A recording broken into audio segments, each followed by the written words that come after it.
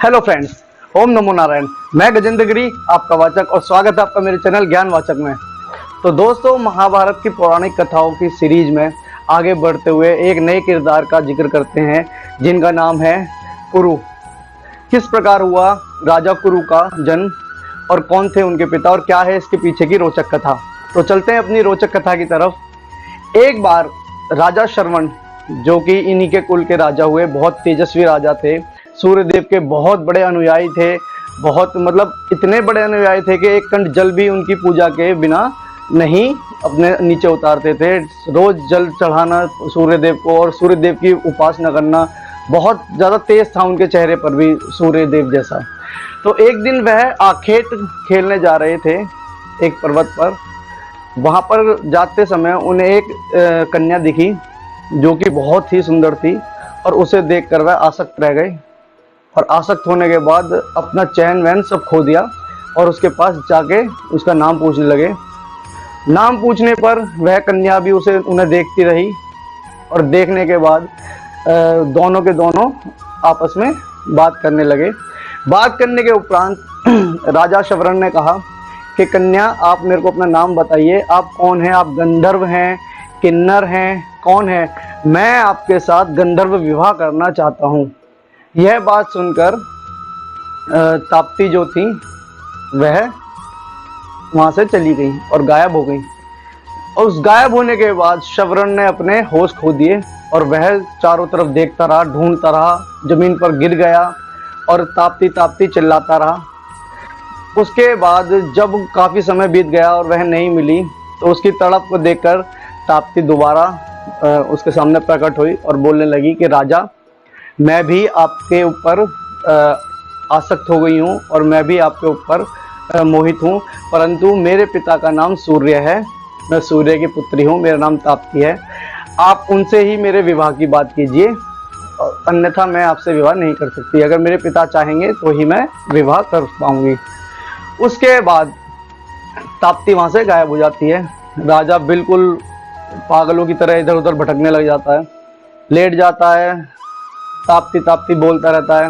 उसके बाद उसे याद आता है कि कन्या क्या कह के गई थी। उसने बताया कि सूर्यदेव की वह पुत्री है और उनकी मर्जी होगी तो वो ही शादी को हाँ कहेंगे। उसके बाद वह सूर्यदेव की बहुत पूजा करता है, बहुत पूजा करता है, इतनी पूजा करता है कि सूर्यदेव भी उसकी परीक्षा लेने पर मजबूर हो जाते हैं। तपस्या कर रहा होता है। तपस्या करते समय सूर्यदेव उसके कान में आकर बोलते हैं कि तेरे वंश के सभी लोग जलकर मर गए हैं। वह तब भी नहीं सुनता। फिर दोबारा बोलते हैं कि तेरी प्रजा सारी भूख से मर गई है, अकाल आ गया है। वह तब भी नहीं सुनता। फिर उसके कान में दोबारा बोलते हैं कि तेरे को आग देने वाला भी कोई नहीं बचा है, तू राजा भी नहीं रह पाया है। वह तब भी नहीं सुनता। जिससे प्रसन्न होकर सूर्यदेव उसे दर्शन देते हैं। दर्शन देने के बाद शवरण कहता है कि मुझे सिर्फ ताप्ती से शादी करनी है, आप मेरे को ताप्ती दे दीजिए, मेरा विवाह करा दीजिए और मेरे जीवन को कृत कीजिए।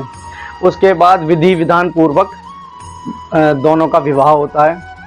वह वहीं पर ही कई सालों तक भोग विलास कर रहे होते हैं। उधर उनके राज्य में सूखा पड़ जाता है, बहुत बुरा हाल हो जाता है। मंत्री ढूंढते हैं, जिस राज्य में राजा नहीं उस राज्य का नाश निश्चित है। मंत्रीगण ढूंढते हैं, उनका मंत्री आता है, ढूंढता ढूंढता ढूंढता ढूंढता तब उन्हें दिखते हैं कि राजा तो यहाँ पर हैं। बुद्धिमान था वो मंत्री, बहुत बुद्धिमान था।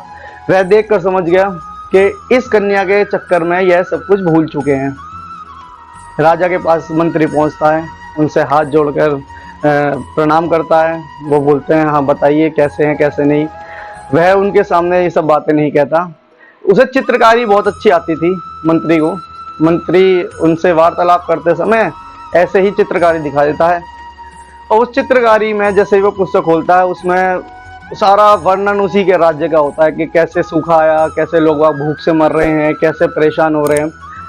बातों बातों में राजा श्रवण कहता है मंत्री से, किस राज्य की राजधानी है, किस राज्य में ऐसा हो रहा है, कहाँ ऐसी दुर्गति हो रही है।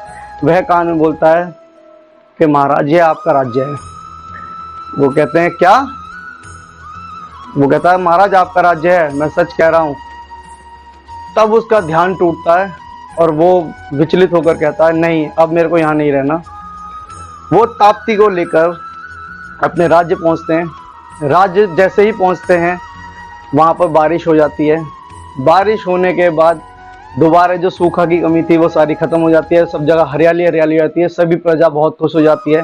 उसके बाद सभी प्रजा राजा श्रवण को महात्मा, परमात्मा और ताप्ती को महादेवी मानने लग जाते हैं। उनके बाद उनके ही गर्भ से और उनके ही संभोग से राजा कुरु का जन्म होता है। उसके बाद सभी सुखाली से अपना जीवन व्यतीत करते हैं। तो ये थी आज की रोचक कथा। अगर आपको कथा पसंद आई है तो कृपया चैनल को सब्सक्राइब करें और बेल आइकन को जरूर दबाएं ताकि मेरी नेक्स्ट वीडियो आप तक जरूर पहुंचे। प्लीज़ वीडियो को शेयर जरूर कीजिए ताकि लोगों तक ये वीडियो पहुंचे।